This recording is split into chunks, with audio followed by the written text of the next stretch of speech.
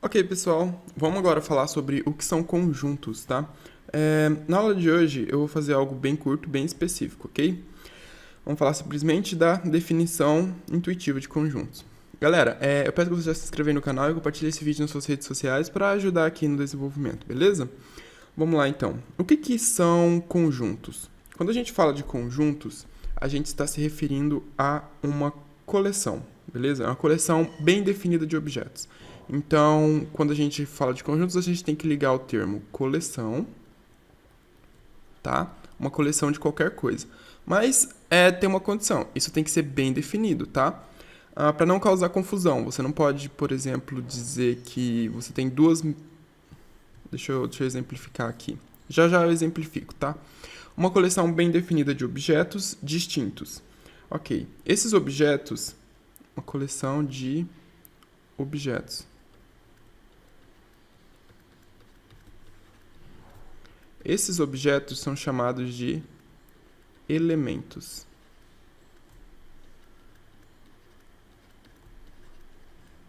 Beleza, então o que são conjuntos? Conjunto é uma coleção bem definida de objetos que são chamados de elementos, certo? Vamos aqui pegar três conjuntinhos para a gente poder exemplificar. Beleza, digamos aqui que você tenha o conjunto de alunos da sua sala. Então vou colocar aqui os molequinhos. Tá? Digamos que sua sala tem 4 alunos. Ok, vou colocar aqui 5. Ficar mais legalzinho. Tanana, beleza.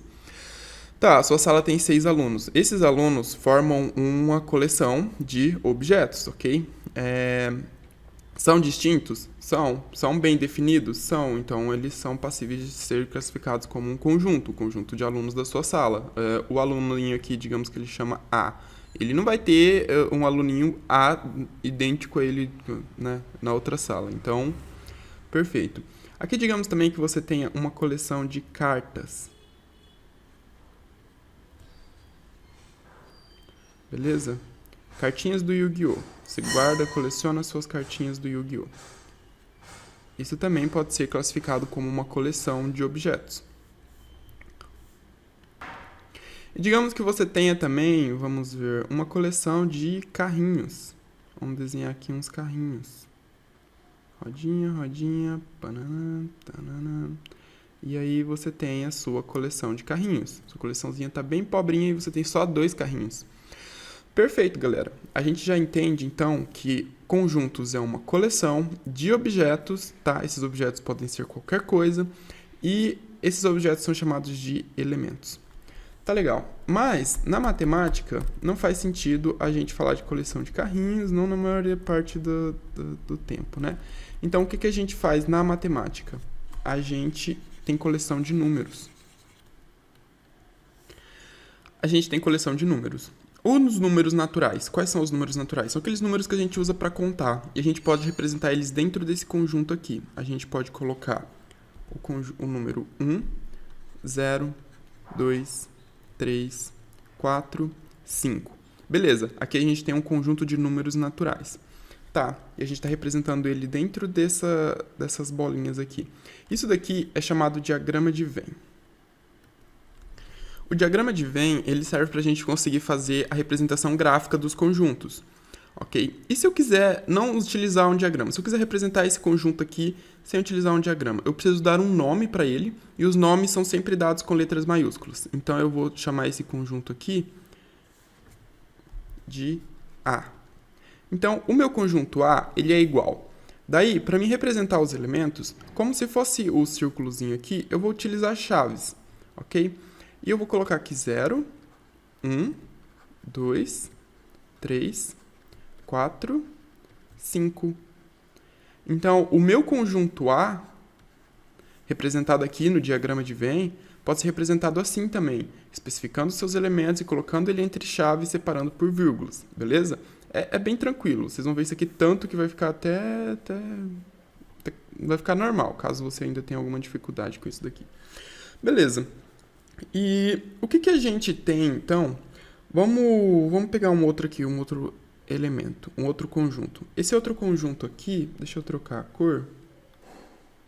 Eu vou colocar o elemento 27 aqui dentro. Ele tem o elemento 27. E eu vou chamar isso aqui de D. Esse é o conjunto D. D é igual a 27. Perceba que esse conjunto aqui tem um único elemento, certo? Então, a gente chama esse conjunto aqui de unitário.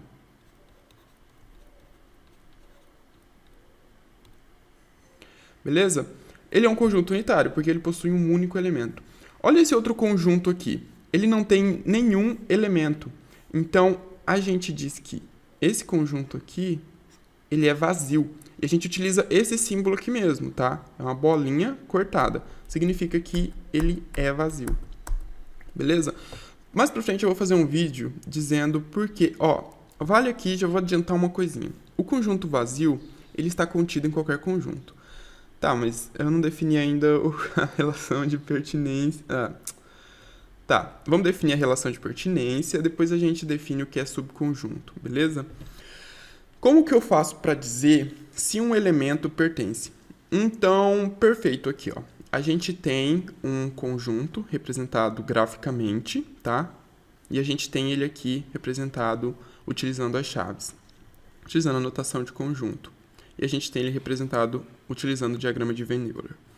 Beleza, a gente tem um conjunto unitário e a gente tem um conjunto vazio, e a gente tem aqui como representar o conjunto vazio algebricamente, tá? Maravilha. Agora, o que a gente precisa saber? Como que eu faço para dizer que um elemento pertence ou não pertence ao outro conjunto? Se eu quero dizer, por exemplo, que o 5 pertence ao conjunto A, eu escrevo dessa forma, 5 pertence a A. E o elemento 6? O elemento 6, ele pertence a A. Então, eu venho aqui, olho, 0, 1, 2, 3, 4, 5. Opa, não tenho 6. Então, deixa eu já apagar isso daqui. 6 não pertence a A. Então, a gente tem esses dois símbolos aqui. A gente tem o Ezinho, que significa pertence. Se você passa um traço aqui em cima dele, um traço vertical, meio inclinado, como se fosse uma barra, você está dizendo que ele não pertence.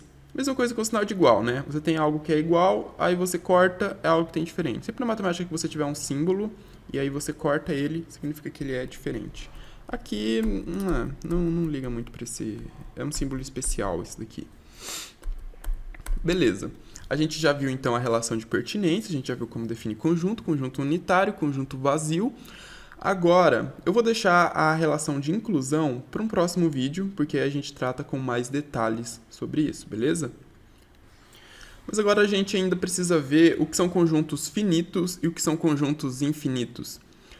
Quando que um conjunto é infinito? Perceba aqui, ó, estou usando o diagrama de Venn Euler. Desconsidera essa parte aqui de cima, vamos focar aqui no diagrama de Venn Euler. Digamos, conta aí os números naturais. Você não vai conseguir, né? São infinitos, é muito grande. Eu não posso pegar e fazer um círculo no papel e representar todos os números naturais. Não faz sentido. Eu ficaria o resto da minha vida lá escrevendo números. Beleza. O que a gente faz então? Se a gente tem um conjunto que é infinito,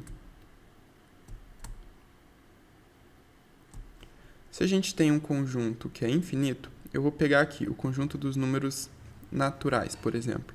O conjunto dos números naturais, ele é composto pelo elemento 0.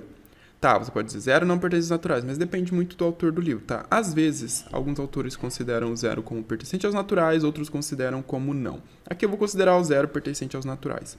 Uma justificativa para o 0 não pertencer aos naturais é de que você não começa a contar a partir do 0, né?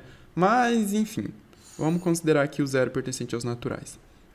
Então, você tem 1, 2, 3... Beleza, eu não vou ficar escrevendo aqui os números naturais para sempre. O que eu faço? Eu utilizo reticências, tá? E pronto. Eu já sei como que funcionam os números naturais. Eu sei que a partir do 0, para mim obter o próximo número natural, é só adicionar 1.